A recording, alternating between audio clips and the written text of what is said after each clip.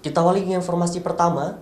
Saudara, kasus positif COVID-19 di Provinsi Aceh terus meningkat. Data dari Dinas Kesehatan Provinsi Aceh hingga 23 Oktober kemarin, jumlah kasus keseluruhan positif COVID mencapai 7.037 kasus.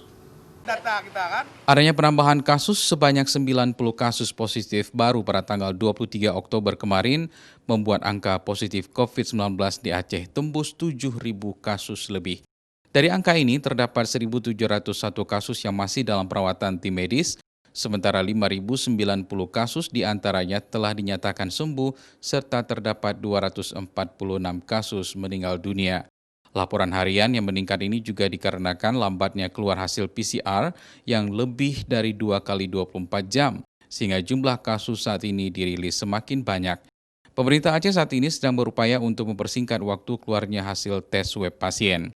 Ada kalanya kasusnya sedikit tetapi karena hasil PCR-nya belum keluar.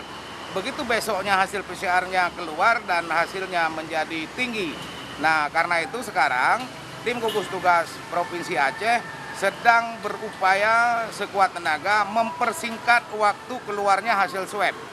Nah, kalau standar yang ditentukan itu 2 kali 24 jam. Tapi sebisa mungkin kalau bisa di Aceh 1 kali 24 jam.